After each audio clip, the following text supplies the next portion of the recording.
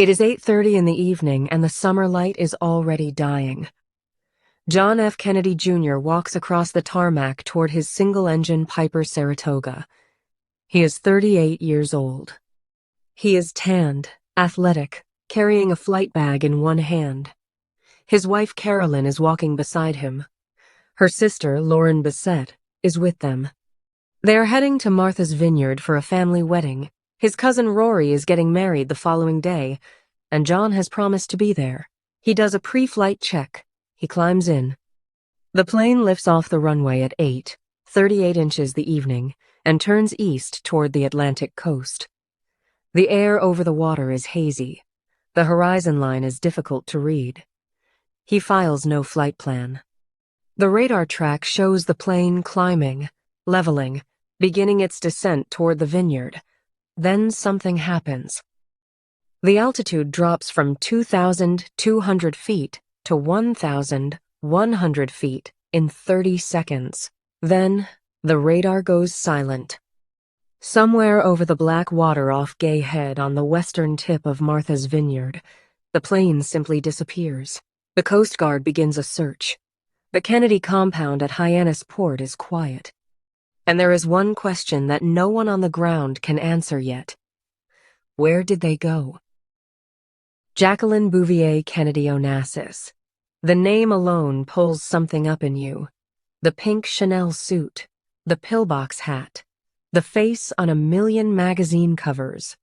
The woman in the rose garden, in the East Room, standing at the foot of Air Force One with dried blood on her skirt, watching a new president take an oath on a plane that still smelled of her husband. She was, for 3 decades, the most photographed woman on Earth. She was First Lady, widow, exile, and finally, in her last years, something close to a private person, a book editor working on the Upper East Side, a grandmother in her Fifth Avenue apartment, someone who still turned heads but no longer wanted to. She survived things that broke other people. She rebuilt herself more than once, quietly, with no instruction from anyone.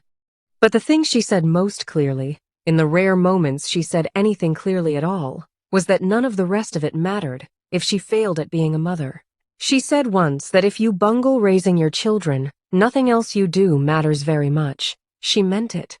You can feel it in everything she did, in every choice she made, from the day her first child was born to the day she died. This is not the story of Jackie. This is the story of the people she held closest. The daughter who survived everything and built a life anyway. The son who carried the weight of a nation's grief from the time he was 3 years old. The sister who spent a lifetime standing one step behind. The brother-in-law who became a father when there was no father left. A baby boy she held for less than 2 days, and a daughter she never got to hold at all. 6 people, 6 stories. Some of them famous, some of them almost entirely forgotten. All of them shaped, in ways they did not choose, by loving the most recognizable woman in the world. What happened to Caroline Kennedy when the world finally stopped watching the life John F. Kennedy Jr. was building before the ocean took it? The story of Lee Radziwill, the sister who was never quite in the frame. The 40 hours Patrick Bouvier Kennedy was alive. The daughter nobody named for decades. And the man who showed up every day after Dallas until someone shot him too, Con. Those are the stories being told today. Chapter 1. The Woman at the Center. Jacqueline Lee Bouvier was born on July 28, 1929, in Southampton, New York.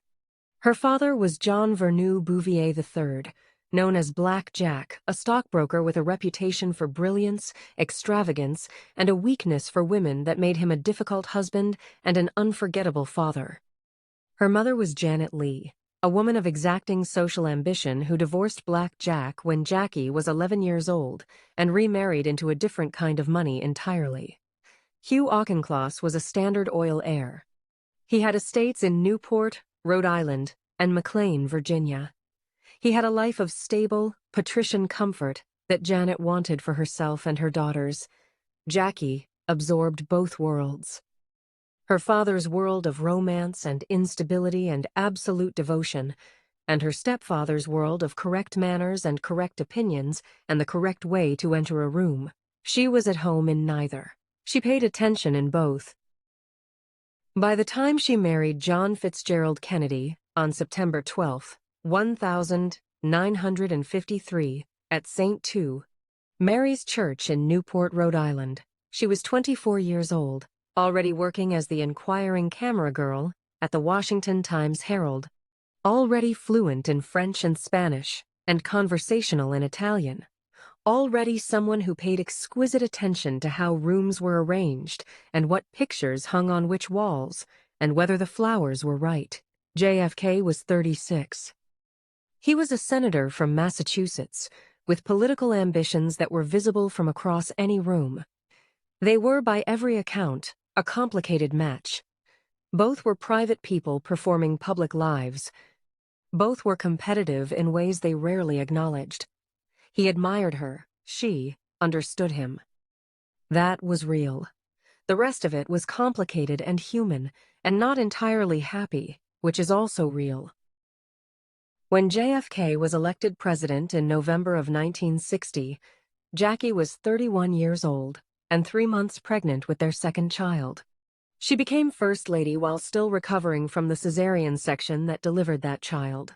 She moved into the White House in January of 1961 and immediately began reimagining it. The building had grown institutional, the furniture a mixture of donated cast-offs, the walls hung with safe and uninteresting reproductions. Jackie went to work with a committee of historians, curators, and designers. She found genuine American antiques in storage rooms throughout the White House complex. She negotiated loans of significant paintings from museums. What happens when the next president's wife comes into the White House? Well, if they don't want it, in the past, you see, they could sell it, throw it out, do anything with it they wanted. But then a law was passed last spring, which we asked to have passed, whereby everything that's given to or bought by the White House becomes part of its permanent collection. If a future First Family doesn't want it, it goes to the Smithsonian, where it will be taken care of and displayed. She commissioned a detailed historical study of each room so that the furniture and objects in it would be authentic to a specific period of American history. By the time she was done, the White House felt like a place where history had actually happened, which, of course, it had. In February of 1962, she gave a televised tour of the completed restoration that was watched by 56 million Americans. In a country with fewer than 190 million people, that number still astonishes. At the same time, she was running a household with 2 small children. Caroline had been born on November 27, 1957. John was born on November 25, 1960, 17 days after the election, the first child born to a president-elect in American history. Jackie set up a nursery school on the 3rd floor of the White House. She brought in children from families throughout Washington so that Caroline and John could have something like a peer group, something like a normal day, something that did not involve state dinners or foreign dignitaries or the constant presence of Secret Service agents at the edge of every room. She organized their weekends at Camp David in the Maryland mountains. She rented a house in Virginia, Glen Ora, where she could ride horses and where the press, for the most part, could not follow. She was almost ferocious about protecting their mornings, their bedtimes, the feeling that the world outside the White House gates was not something to be terrified of. She brought artists and writers and musicians into the building and made sure her children understood that the people who made things were people worth knowing. What this meant practically was that Carolyn and John grew up knowing 2 versions of their mother, the version who sat on the floor and read to them, who let John hide under the desk in the Oval Office, who planned birthday parties and organized Easter egg rolls on the South Lawn, and the version who disappeared into official receptions and state dinners and trips to India and France and Pakistan, who belonged to something larger and more demanding than any family could be. Children learn that lesson early when it's true of their parents. They absorb it before they have the vocabulary to name it. Caroline was 5 years old when it all collapsed. John was 3. They had learned enough to feel the loss. They had not learned nearly enough to understand it. There is a specific quality to the grief that Jackie carried into her motherhood after Dallas, and it is worth naming carefully because it shaped everything that came after. She did not grieve publicly. She grieved in a way that was controlled and private and almost invisible to the outside world, because she was determined that her children would not grow up inside her grief, would not have a mother whose loss consumed everything in every room.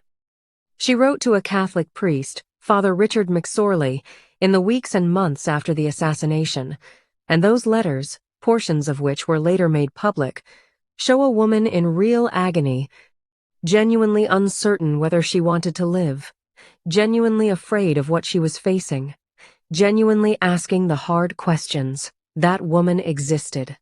She wrote those letters. And then she folded that woman back inside herself, and she got up every morning and she made breakfast, and she took the children to the park, and she kept going, because Caroline and John were watching her, and they would learn from what they saw. She decided to show them that you keep going. She kept going. That is the thing she was most proud of, the thing she accomplished that nobody ever put in a headline. She also remarried in October of 1968, a choice that alienated many of the people who had loved her most fiercely since Dallas. Aristotle Onassis was 62 years old when they married. Jackie was 39. He was enormously rich, Greek, controversial, previously married, with 2 adult children of his own, and a life on the sea that was about as far from the White House as any life could be. The union baffled people who saw Jackie as a symbol of American dignity, and could not reconcile that symbol with this particular second act. What the decision actually reflects, if you look at it plainly, is someone who had decided that symbols cost too much when you have 2 children to protect, and that safety real, resource-backed, geographic safety, the kind that puts an ocean between your family and whatever American chaos is coming next, was worth whatever the cultural price of the choice might be. She had watched 2 men she loved be shot and killed in 5 years. She had 2 children. She chose safety. You may disagree with the method. The logic is not difficult to follow. Onassis died in March of 1975, after a long decline. Jackie did not inherit the bulk of his estate. That went to his daughter Christina, after a complicated legal negotiation. But she was provided for comfortably, and she returned to New York and, eventually, to work. She became an editor at Viking Press in 1975, and then moved to Doubleday in 1978, where she worked for the rest of her professional life. She was, by every account, a serious editor. Attentive to her authors, careful with language, genuinely interested in the subjects her books explored, which ranged across art history, memoir, fashion, archaeology, and American culture. She was not using the title as an honorary decoration. She was doing the job. She went to the office, she read the manuscripts, she had opinions, and she expressed them. She worked with authors like Michael Jackson, Carly Simon, Bill Moyers, and the Egyptian writer Naguib Mahfouz. She was the one who championed bringing Mahfouz's work to American readers before he won the Nobel Prize. Nobody knows that. Nobody printed it on the front page of any newspaper. And through all of that, the Onassis years, the editorial years, the years of rebuilding, she was still the mother. Still organizing holidays at the Cape, still showing up for graduations and recitals, and the small daily ceremonies that hold a family together. Still the person who called. Chapter 2. The Child Who Was Never Named. Arabella Kennedy was born still on August 23, 1956, at Newport Hospital in Rhode Island. Jackie was 27 years old. She had been pregnant once before, in 1955, and that pregnancy had ended in a miscarriage. Now she was in Newport without her husband. JFK was on a sailing trip in the Mediterranean and did not return home immediately when he was told. And she delivered a baby girl who did not survive the birth. The baby was baptized and buried. For years, the record listed her simply as a stillborn girl. The name Arabella was given quietly within the family and did not enter the public record for many years. Most Americans who followed the Kennedy family closely in the 1960s and 1970s had no idea the baby had existed or that she had been named at all. Jackie did not speak of Arabella publicly, not once, in any interview she ever gave, which were themselves few and carefully controlled. She did not speak of the 1,955 miscarriage either. She carried both losses in complete silence, at a time and in a social world where women were expected to absorb that kind of grief without naming it, without asking to be seen, without demanding that other people stop and acknowledge what had been taken. She was a senator's wife. She had a role. She played it and kept playing it even when playing it meant pretending that two of her children had not existed. When Jackie was buried at Arlington National Cemetery in May of 1994, the remains of Arabella and Patrick were moved from their separate graves to rest beside her. The three of them are there now, under the same green hill, the mother and the two children whose losses she carried alone for 30 years. Arabella's story is 38 years of silence, and then a name. Chapter 3. The son who lived long enough to be held. Bouvier Kennedy was born at Otis Air Force Base on Cape Cod on August 7, 1963, 5.5 weeks before he was due. He weighed 4 pounds, 10.5 ounces. He was alive. For a few hours, the news was cautiously hopeful. And then, within those first hours, the doctors realized what they were dealing with. Patrick had hyaline membrane disease, a condition that causes the air sacs in premature lungs to collapse, making every breath feel like breathing through wet concrete. It was, in 1963, largely untreatable. They transferred him by air to Children's Hospital in Boston, where the best neonatal technology in the country was waiting. Jackie was still at Otis, recovering from the cesarean section. She could not go with him. JFK flew to Boston and sat with his son. Patrick lived for 39 hours and 12 minutes. He died at 4 inches the morning on August 9th, 1963. JFK was holding his hand. When it was over, the president went into a boiler room in the basement of the hospital so that no one would see what happened to his face. He was 46 years old. He had just watched his son die before the child was even 2 days old, and he went into a boiler room. That is the only detail you need. The grief is in the boiler room. Jackie was not there when Patrick died. She was still at Otis, still recovering, and no one brought the baby to her after the birth. She had held him once, briefly, in the first minutes after he was born. Then she was separated from him, and then he was gone. At the funeral, held 3 days later, JFK reached down and put his hand on the tiny white casket. He could not let go of it. His aide, Dave Powers, had to gently draw him away. Patrick was buried at Holyhood Cemetery in Brookline, Massachusetts. He was 39 hours old. 3 months and 13 days later, John F. Kennedy was shot and killed in Dallas, Texas, while riding in a motorcade beside his wife. Jackie had been with him at Parkland Memorial Hospital when the doctors called it. She was there when they put the flag over the coffin. She was there for all of it. She had now lost her infant son and her husband in the space of a single season. Patrick's story is the smallest one here, 39 hours, but it never really ended for the people who loved him. Chapter 4. The Sister. Lee Bouvier was born on March 3, 1933, in Southampton, New York. She was 3 years and 7 months younger than Jackie. From childhood, the two of them were the Bouvier girls, and from childhood, the comparison between them was constant in looks, in manner, in the kind of future each of them seemed to be leaning toward. Jackie was the serious one, the reader, the one who went deep. Lee was the beautiful one, the social one, the one who moved through rooms with a lightness that adults found irresistible, and that Jackie, for all her considerable grace, never quite matched. The comparison was built into their shared life from the beginning. Neither of them asked for it.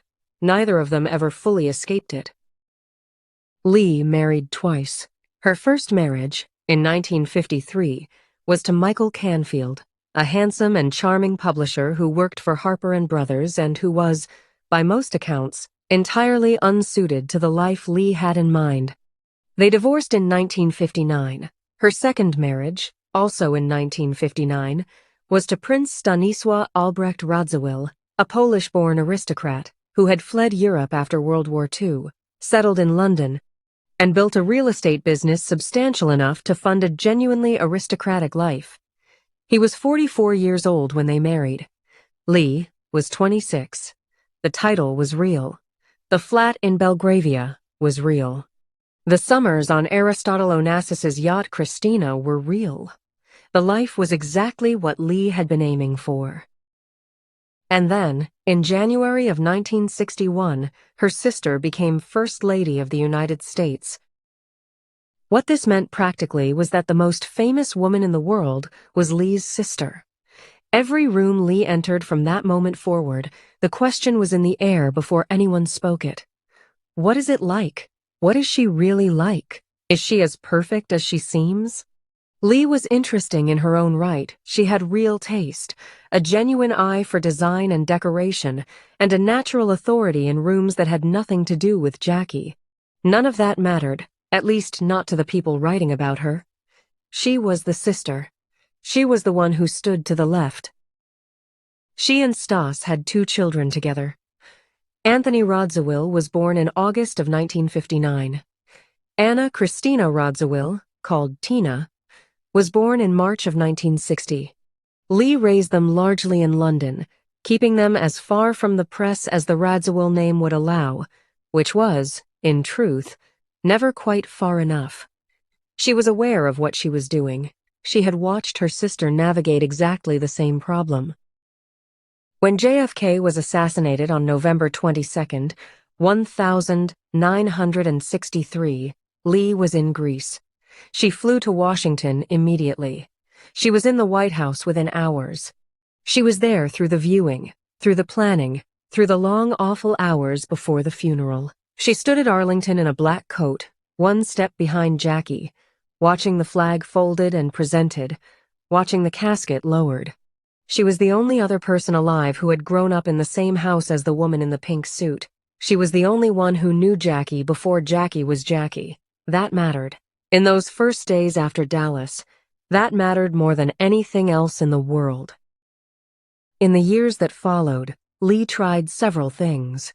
In 1967, she appeared in a television production of Laura on ABC.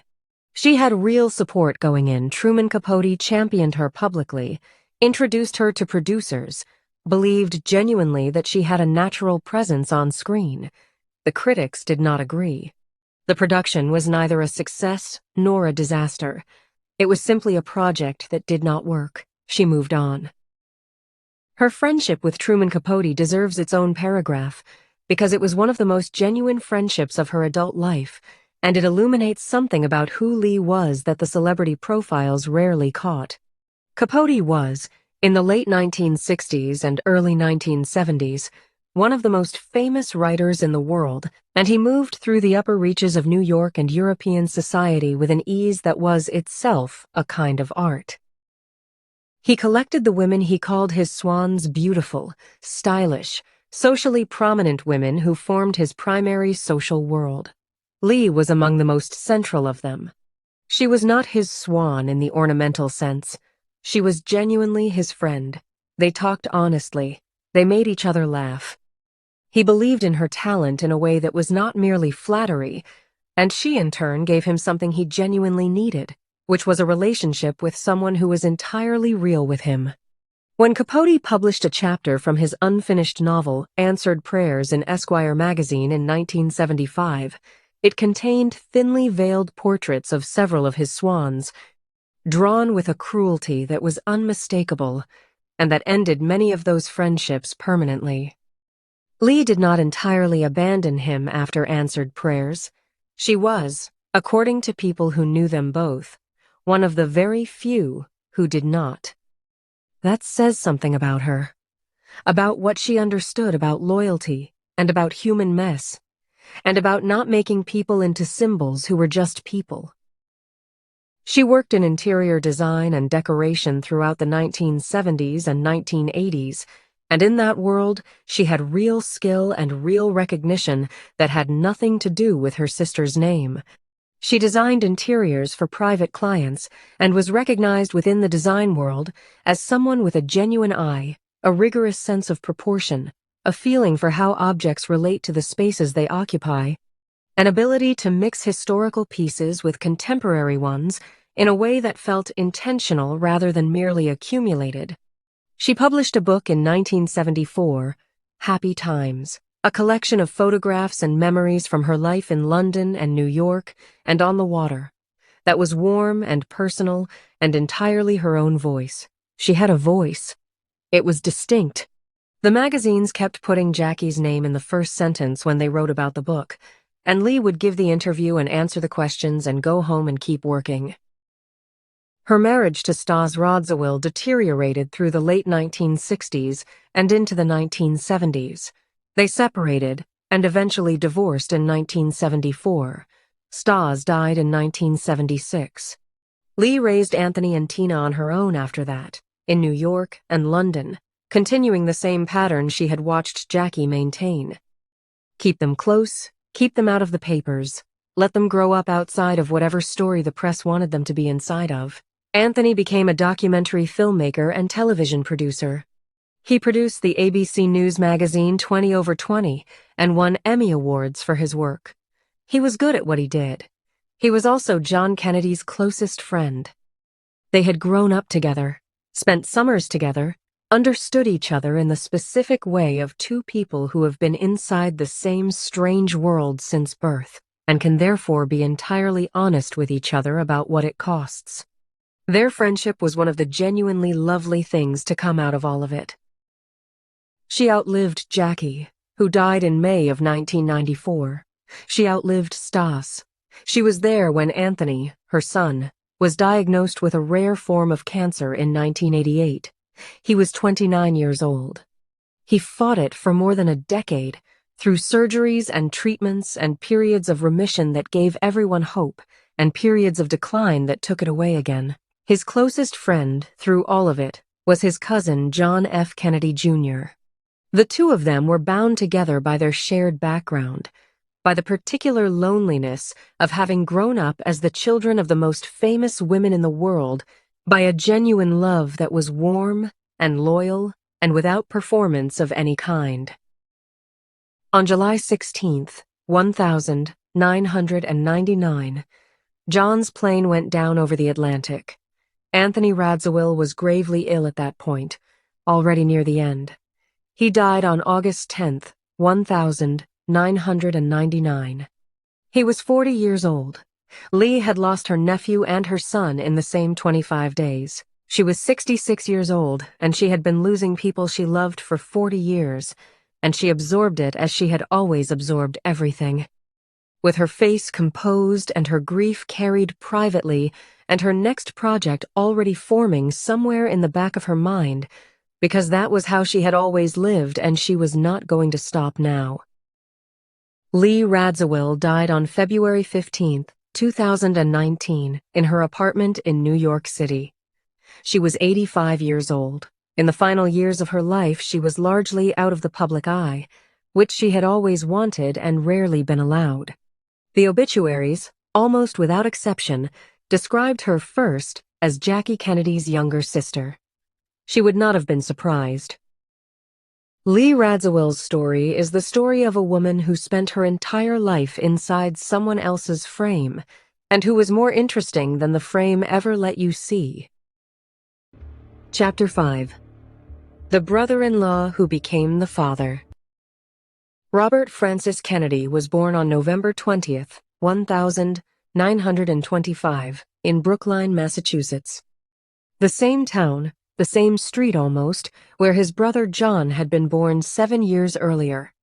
He was the 7th of 9 Kennedy children, the one his father Joseph called the runt, the one who had always had to push harder and fight more fiercely for a place in a family that was already crowded with dominant personalities.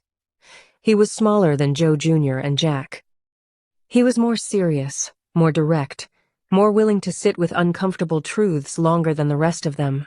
He went to Harvard and then to the University of Virginia Law School, where he earned his law degree in 1951. He managed his brother Jack's Senate campaign in 1952 with a ferocity that other campaigns found alarming. He became Attorney General of the United States in January of 1961 at 35 years old, and spent the next 2 years and 10 months pursuing the mafia, confronting segregationist governors, and pushing his brother's administration towards civil rights positions that JFK himself sometimes found politically uncomfortable. His relationship with Jackie, in the early years, was complicated. They were genuinely different people. Jackie was European in her sensibility and instincts, more interested in the particular quality of a painting than in the machinery of the Senate. Bobby was action-oriented, physical, loud in his commitments, impatient with anything that felt ornamental. He thought the White House restoration project was probably unnecessary. Jackie thought a great deal of Bobby's political world was too blunt to be interesting. They were civil. They respected each other. They shared a table with Jack at the center of it, and that was where they met. And then, November 22nd, 1963. Bobby was at Hickory Hill, his house in McLean, Virginia, eating lunch beside his swimming pool with his wife Ethel and some guests, when the phone rang. His press secretary, Ed Guthman, took the call. The president had been shot in Dallas. Bobby heard this and went still. When the second call came, and the news was confirmed, he sat by the pool alone for a long time. Then he put himself back together and got on a plane to Washington, and from Washington to Dallas, and from Dallas to Washington again, and then nothing was the same. What happened in the weeks and months after the assassination, the thing that changed everything between Bobby and Jackie, was that Bobby showed up every day. He called, he visited, he sat with Caroline and John. He played with them, ran around the lawn with them, took them to Hickory Hill to be with his own children. Bobby and Ethel had 11 children together, a roaring, generous, entirely chaotic household that was exactly what Caroline and John needed after the silence and stillness of their own home. Caroline was 6 years old, John was 3, Bobby was 38. He became the person who was physically present. He helped Jackie find the Georgetown house she moved into immediately after leaving the White House.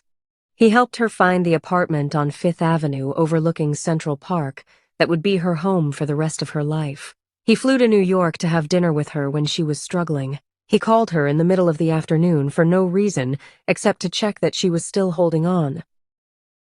For 4.5 years, from November of 1963 until June of 1968, Bobby was the closest thing to a father that Caroline and John had in their daily lives. And Jackie leaned on him in a way that she had not leaned on anyone, perhaps in her entire life.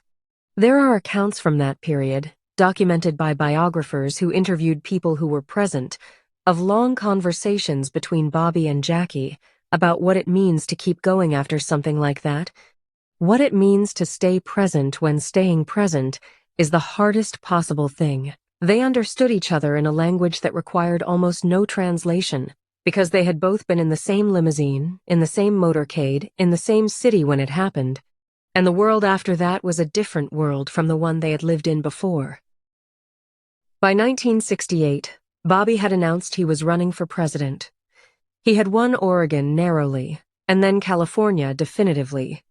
On the night of June 4th, 1968, he stood at a podium in the Embassy Ballroom of the Ambassador Hotel in Los Angeles and gave a victory speech. He was 42 years old. He thanked his campaign team. He thanked Cesar Chavez and the farm workers who had supported him. He made a small joke about his dog. He said it was on to Chicago, on to the convention, on to the nomination.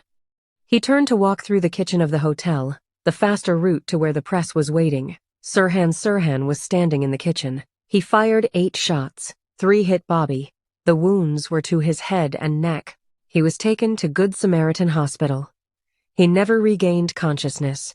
He died at 1:44 inches the morning on June 6th, 1968, 26 hours after he was shot.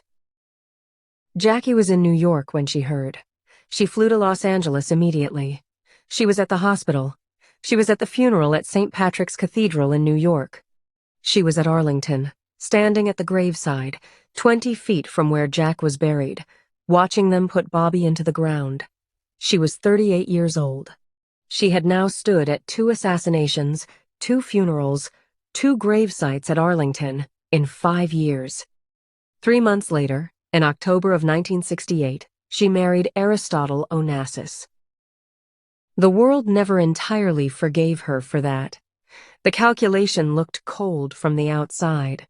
What the chronology actually shows, if you look at it plainly, is a woman who had watched 2 Kennedy men be shot and killed, who had 2 children she was terrified for, who lived in a country that felt to her genuinely unsafe for anyone connected to the Kennedy name, and who found in Onassis, for all his many faults and complications, something she needed desperately: safety, distance, resources vast enough to put a wall between her children and whatever was coming next. The island of Scorpios in the Ionian Sea, the yacht Christina, a world that the American press could not easily reach. She was trying to keep her children alive. You can disagree with the method. The intention was clear. Bobby Kennedy's story, in relation to Jackie and her children, is the story of what happens when the right person shows up at the right time and stays. He showed up every single day for more than 4 years. He was there until he wasn't. And when he wasn't, the hole he left was not the kind of hole that closes. Chapter 6. The Daughter. Caroline Bouvier Kennedy was born on November 27th, 1957, at New York Cornell Medical Center in New York City. She was the Kennedys' first surviving child, round-faced and dark-eyed, and from the beginning she had a quality that surprised people: a steadiness, a self-possession unusual in young children, an ability to be in rooms full of important adults without being rattled by them. It may have been that she was simply born that way. It may have been that growing up in the White House, surrounded by heads of state and Nobel laureates and famous musicians from the time she was 3 years old, simply made important adults feel ordinary to her. She was 3 years old when her father was inaugurated. She was 4 years old when her brother Patrick was born and died. She was 5 years old when her father was shot in Dallas. At the funeral, on November 25th, 1963, which was also her brother, John's 3rd birthday, she stood at the foot of the Capitol steps in a pale blue coat, holding her mother's hand, watching the flag-draped casket pass on its horse-drawn caisson. She was 6 years old. She held her mother's hand with both of hers and watched. The photographers were everywhere. She did not flinch. She stood still, and she watched, and she held on. Jackie moved the family to Georgetown in December of 1963, then to the Fifth Avenue apartment in New York in 1964. She enrolled Caroline at the Convent of the Sacred Heart on the Upper East Side, then at Brearley, one of New York's most academically serious girls' schools. Caroline worked. She was a serious student, disciplined and focused, someone who by every account did the reading and prepared the assignments and did not coast on anything. She went to Concord Academy in Massachusetts for high school, living away from her mother for the first time. She went to Radcliffe College, the women's college at Harvard, and graduated in 1980 with a degree in fine arts. She spent a year working at the Metropolitan Museum of Art in New York. Then she went to Columbia Law School, which she completed in 1988. She was 30 years old when she passed the New York bar exam. She had spent 12 years, from Concord Academy through the bar, building an education that was entirely hers, that had nothing to do with her name. Through all of it, the press was always somewhere. From the moment she left the White House at age 5 until she walked into her first year at Columbia in her late 20s, there was always a camera somewhere at a reasonable distance. Always a journalist who needed a quote about what it was like to be Caroline Kennedy. She handled it the way her mother had taught her to handle it. She kept her face still and said very little, and moved through public spaces with the controlled ease of someone who learned very early that giving people what they want from you is not the same as being open. She signed autographs, she answered polite questions, she gave nothing away. In 1986, she met Edwin Schlossberg at a dinner party in New York. He was 41 years old. She was 28. He was an artist and designer, the son of a textile manufacturer with a Ph.D. from Columbia in the intersection of science, literature, and technology. He had written books. He was quiet and intellectual, and genuinely uninterested in fame in a way that seemed, to people who knew Caroline, exactly right. They married on July 19th, 1986, at Our Lady of Victory Church in Centerville, Massachusetts. There were 425 guests. The press coverage was massive, the photographs on the front pages of newspapers and magazines across the country. The bride wore a white gown designed by Carolina Herrera. The groom wore a morning coat. In the photographs from the ceremony, they are looking at each other in a way that still, somehow, looks private. They had 3 children. Rose Kennedy Schlossberg was born in 1988. Tatiana Celia Kennedy Schlossberg was born in 1990. John Bouvier Kennedy Schlossberg was born in 1993. Jackie was alive for all 3 births. She held all 3 of them.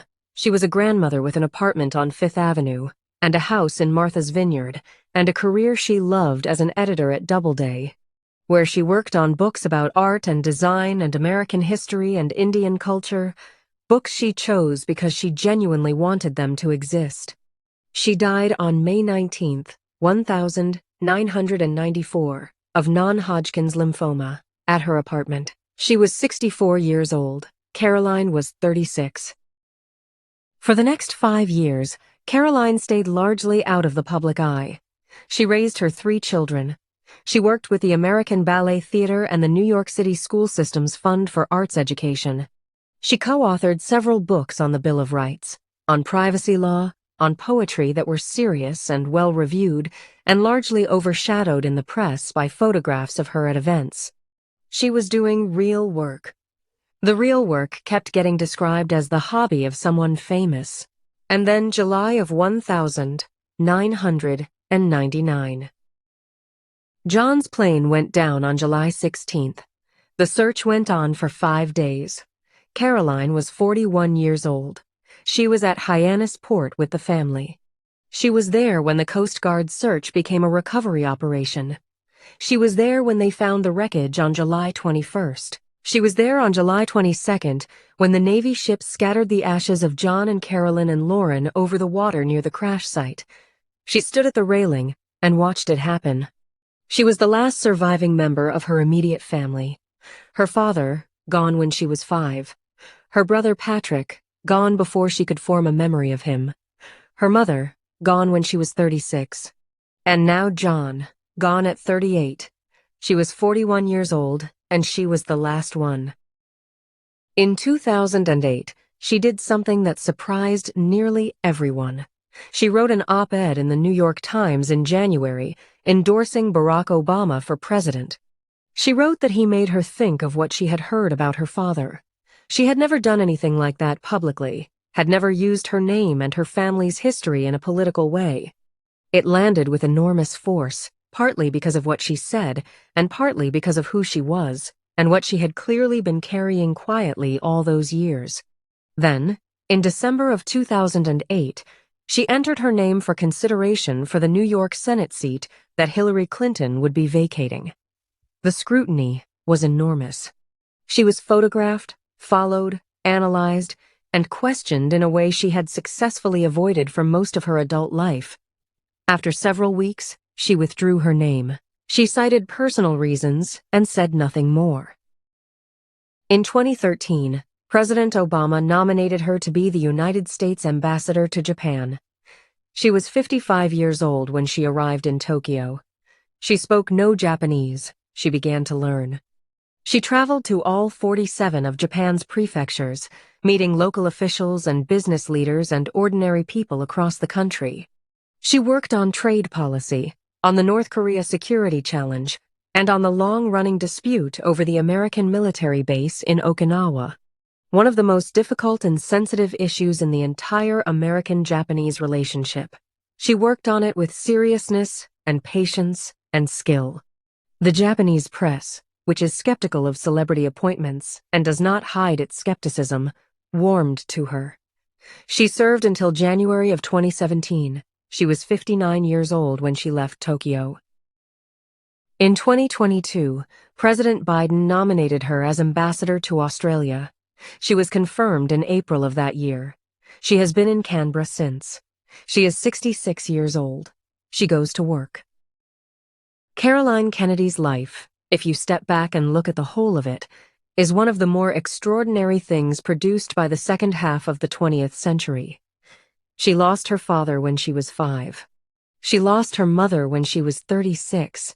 She lost her brother when she was 41. She grew up in the most scrutinized household in America. She was followed by photographers from the time she could walk. She had a mythology attached to her family's name that made it nearly impossible for anyone who met her to see her clearly, rather than through the lens of what her family meant to them. And through all of it, she got the degrees, did the work, raised the children, showed up for the public service, and never, not once, made her pain the story. Her mother would have approved of that completely. Caroline's story is one of survival that built something worth having. Chapter 7. The Sun. John Fitzgerald Kennedy, Jr. was born on November 25, 1960, at Georgetown University Hospital in Washington, D.C. He was born 17 days after his father's election. He was, from his first breath, already a story. The son of the president-elect, the baby in the Kennedy White House, the little boy running through the Oval Office while the most powerful man in the country tried to read a brief. The photographs from those years. John hiding under his father's desk, John crawling toward the photographers on the South Lawn, John in his pajamas being carried by a Secret Service agent. Those photographs are still reproduced constantly. He did not choose any of it. He was simply a small child living his life inside a building where cameras were always present, and the cameras captured what they captured, and then the world decided it meant something. He was 3 years old on November 22nd, 1963. He was 3 years old when Dave Powers, his father's aide, leaned down at the foot of the Capitol steps and whispered instructions to him. Raise your hand. Like this. Hold it there. And John raised his right arm in a salute to his father's passing casket, and he held it there. And the photograph of that moment became one of the most reproduced images of the 20th century. He did not know what he was doing. He did it because an adult told him to. And then, for 35 years, he lived inside the meaning that the world had decided to give that moment. Every profile ever written about him found a way back to that photograph. Every time someone met him and wanted to say something that felt meaningful, they reached for it. He was 3 years old. He held it there. Jackie moved the family to New York in 1964. She enrolled John at St. David's School on the Upper East Side, then at Collegiate. She managed his life with the same ferocious protectiveness she applied to Caroline's.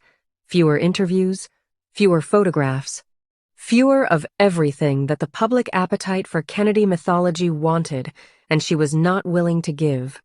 She was not entirely successful. John was simply too visible and too beautiful and too perfectly named to be invisible in New York City. People recognized him on the street from the time he was a child. He learned to handle it, as his sister had learned, with patience and without complaint, with a grace that people who knew him said was entirely genuine and not performed. He went to Phillips Andover Academy in Massachusetts for high school. He went to Brown University in Providence, Rhode Island, graduating in 1983 with a degree in American Studies. At Brown, he acted in theater productions, which he found genuinely interesting and which worried his mother, who understood that the theater world would bring more cameras and more attention than a law firm would. He spent time after college doing some theater work in New York. Then he went to New York University School of Law and graduated in 1989. He then failed the New York bar exam. This was reported everywhere. The headlines were not kind. He sat for it a second time. He failed again. The coverage was even louder the second time, because now there was a pattern, and the pattern allowed people to write a certain kind of story about what the Kennedy name did and did not guarantee. He sat for it a third time. In the summer of 1990, he passed. He was 29 years old. He went to work as an assistant district attorney in the Manhattan District Attorney's Office under Robert Morgenthau, where he tried cases, real cases, against real defendants, with real consequences for 4.5 years. He won 9 of the 10 cases he took to trial. He did not make news doing it. He was simply a young prosecutor who worked hard and prepared well and did his job. He left the DA's office in 1993. He considered a number of things. What he launched, in 1995, was a political magazine called George. The concept was his from the beginning. A magazine that would cover the political world through the lens of pop culture and celebrity and American style. That would make politics accessible and interesting to readers who had tuned out of traditional political journalism because they found it joyless and self-regarding. The launch was a genuine event. John appeared on the cover of the first issue with the model Cindy Crawford, who was dressed as George Washington. The images were everywhere. The magazine had real editorial ambitions it published, serious long-form political writing alongside fashion spreads and celebrity interviews, and the tension between those two instincts was both what made it distinctive and what made it perpetually difficult to place in the market. It was not quite a celebrity magazine and not quite a political journal, and advertisers and readers were sometimes unsure which it was. George ran for 5.5 years and published its final issue in January of 2001. By then, John had been dead for 18 months. He met Carolyn Bessette in the mid-1990s. She was working in public relations for Calvin Klein, a position she had reached through genuine competence and a natural authority with clients. She was tall and blonde and intensely private, from Greenwich, Connecticut, with a large and close family who had nothing to do with fame or politics or the Kennedy world. She was, by every account, funny and warm and fiercely loyal and entirely unprepared for what being John's girlfriend and then John's wife would require of her. They were together for several years before they married, and the relationship was not always calm. There was a moment, in the spring of 1996, when a photographer captured what appeared to be a serious argument between them in Central Park. The footage was sold to television and played on gossip programs across the country. They were photographed in Central Park regularly. It was where they ran, where they walked the dog, where they tried to have something like a private life in a city of 8 million people, and that particular morning became public property against their will. They married on September 21st, 1996, on Cumberland Island, a remote barrier island off the southern coast of Georgia. The island is accessible only by boat. The ceremony was at the First African Baptist Church, a small wooden building with 19 pews. There were 18 guests. Almost no one knew it was happening until it had already happened.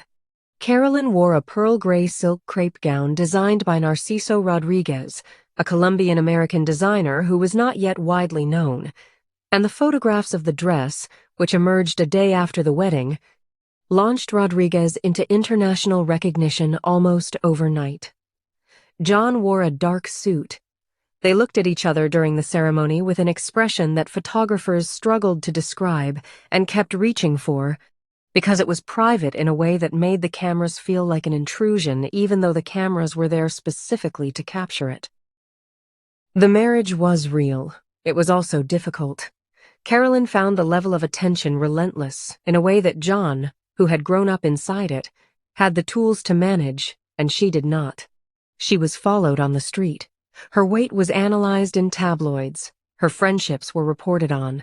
Her face on good days and bad days was documented and distributed. She had been a private person, a genuinely private person who had earned her own life on her own terms, and now she was a symbol, the wife of America's most eligible bachelor, a role that came with no instruction and no relief and no end in sight. She struggled. People who loved her said the public version of her, the cool, severe blonde in designer clothes, was nothing like who she was in real life, and that watching the public version become more dominant, become the thing strangers thought was her, was something she found genuinely distressing. By the summer of 1999, there were accounts from people close to them that the marriage was going through a hard period. Both of them were trying. They had gotten through hard periods before. They had chosen each other deliberately and with full knowledge of what the choice cost. On July 16th, 1999, John was flying to Martha's Vineyard for Rory Kennedy's wedding.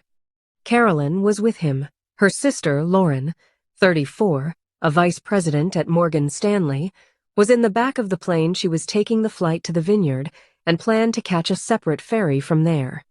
It was a straightforward trip. John had more than 300 hours of flight time. He had his private pilot's license. He was not yet instrument rated, meaning he was not fully certified to fly when the only available guidance was the instrument panel, with no visual horizon to orient against. The night of July 16th, over the Atlantic coast of Massachusetts, was hazy. There was no moon. The water and the sky blurred into each other at the horizon. When John began his descent toward the vineyard at approximately 9:38 inches the evening, the visual references he depended on were gone. The National Transportation Safety Board investigation, completed in 2000, determined the probable cause was pilot error, specifically spatial disorientation, the dangerous condition that occurs when a pilot loses the visual horizon line and can no longer reliably tell which direction is up. The plane entered a descending right turn. It accelerated. It hit the water off Gay Head at a speed estimated at around 130 miles per hour. All three were killed on impact. The wreckage was found on July 21st, 5 days after the crash, at a depth of 116 feet. The bodies were recovered the same day. On July 22nd, 1999, an American Navy ship carried John's family and close friends to the site. John's ashes, and Carolyn's ashes, and Lauren's ashes were scattered together over the Atlantic. Caroline was at the railing when it happened. She was 41 years old. She watched the ashes go into the water. Then she turned away and went back to Hyannisport, to her children, to the rest of her life. 25 days later, her cousin, Anthony Radziwill, died of cancer. He was 40 years old. He was John's closest friend. Lee Radziwill buried her son on the same stretch of the same summer that Caroline buried her brother. The question of what John would have done in politics, in his career, in his marriage, in his life is the question that everyone who knew him says is the wrong question, because nobody knew what he was going to do. He had not decided yet. He was 38. He was still figuring it out. He had been approached about running for the Senate seat in New York, and he had not said yes and had not said no, because he was 38 years old, and he was not ready to say yes or no to a thing that would define everything that came after. He had time. He thought he had time. He was working on George. He was working on his marriage. He was flying. He was running in Central Park. He was living in his city and doing his work and figuring out the rest. He had time. John's story is the story of a man who was given the heaviest name in American political life, and who spent 38 years trying to be a person inside it. He was not always graceful about it. He was not always wise. He was, by every available account, genuinely kind to strangers, kind to people who worked for him. Kind in the patient way of someone who understands that the way people look at you is something they brought with them and not something you caused. He signed autographs without complaint. He shook hands. He stopped on the street. He was patient. And he went home at the end of the day and tried to live a life that was actually his. John's story is the story of a man who was never just himself, not from the first day, not ever, and who tried, with real effort and real grace, to become one anyway. Chapter 8. The Weight of the Name. Being connected to Jackie Kennedy meant something specific. It is not the same as being famous. Famous people are recognized. What these people were was something else. They were part of a wound that the country kept pressing on, kept returning to, kept needing something from. Every time a Kennedy name appeared in a headline, it was not just a name. It was 1963, and the limousine and Parkland Memorial Hospital, and a small boy with his arm raised. The people around Jackie lived inside that fact for as long as they lived. It was not something they could put down at the end of the day. And the particular cruelty of that position is that it comes with almost no template. There is no instruction for how to be the daughter of an assassinated president. There is no guide for how to be the son. There is no map for how to be the sister of the most scrutinized widow in the world, or the brother-in-law who stepped into an empty space and stayed for 5 years and then got shot. These people had to invent their lives from scratch, in public, with the whole country watching to see what they would do and whether they would do it right. And what counts as right when you are living inside a mythology that belongs as much to strangers as to you? That is not a question any of them could answer cleanly. They answered it by doing the next thing, and then the thing after that. For Caroline, the answer was discipline. A law degree from Columbia. 3 children raised quietly and well. A career in public service built on real competence, the kind that exists whether or not anyone is watching. The kind that would have existed even without the name. She spent 30 years preparing before she put the name to public use. When she finally did, the preparation was visible. For John, the answer was presence. He stayed in the city. He showed up. He did the job. He launched the magazine. He got the license and flew the plane and ran in Central Park and married the woman he loved and kept going to work every day in the full knowledge that people would watch him doing all of it and find their own meanings in it. He could not stop them from doing that, but he could control what he gave them to look at. What he gave them was someone at work.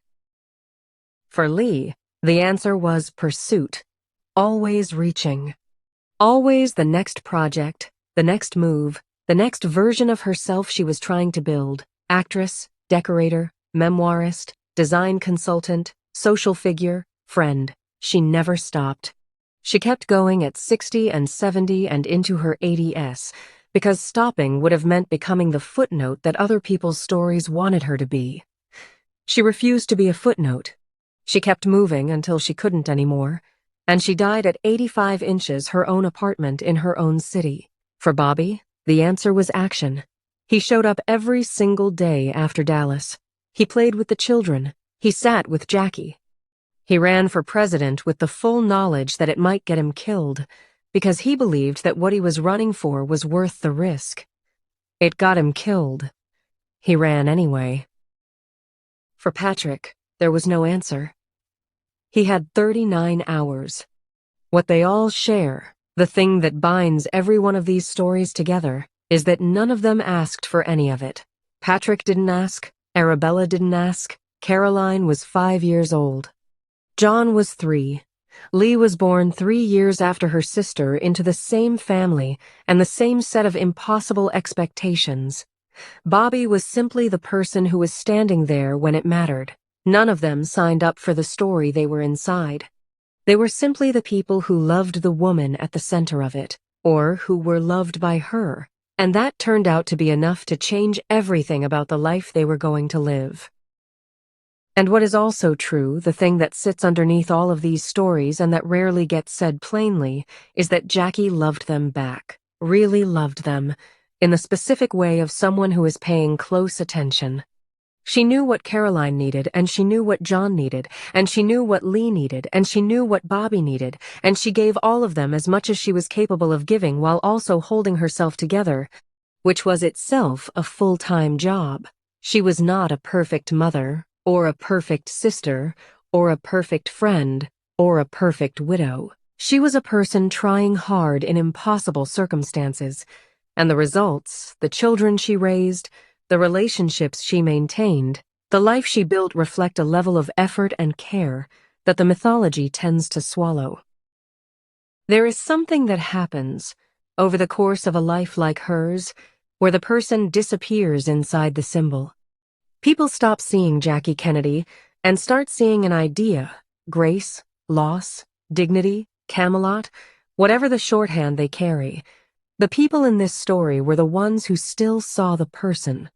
Caroline saw her mother, John saw his mother, Lee saw her sister, Bobby saw his sister-in-law, and then something more than that. Patrick and Arabella never had the chance to see anything, but they were seen. Jackie saw them. She carried them with her for the rest of her life. There is a photograph of Jackie taken in New York City in the early 1970s, on a sidewalk somewhere in the East 60s or 70s, walking alone. She is in a sweater and dark glasses. She has a bag on her shoulder. She is walking with purpose, looking forward, going somewhere. No one in the photograph is looking at her. It was taken from a distance, through a gap in the crowd, by a photographer who caught her before she knew she was being watched. It is the only kind of photograph of Jackie that was taken by accident rather than on purpose.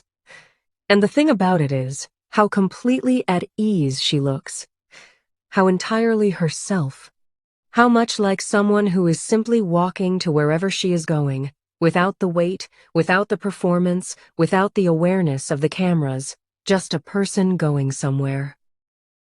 Her children were trying, every day they were alive, to find that same thing, a sidewalk, a bag, somewhere to be. Chapter 9. What she made. There is something very small about Jackie Kennedy that almost no one mentions. In the months after the assassination, she wrote letters, many of them, to people she barely knew, strangers who had written to express their grief, people who had worked at the White House, people who had known Jack. She sat at her desk in Georgetown in the early weeks of December 1963, and she answered letters for hours at a time, because she believed that people who had reached out deserved a real response, and she was the one who could give it. She was 34 years old and 6 weeks widowed. She sat at the desk, and she wrote. Many of those letters still exist. They were auctioned, displayed in museums, passed through the hands of collectors. In many of them she mentions the children, what John said that morning, what Caroline asked, where they were going to spend Christmas. She was writing to strangers, and what she found to write about, what kept returning, was the children. She did not fail them. That is the thing that gets quietly buried under everything else that gets said about her.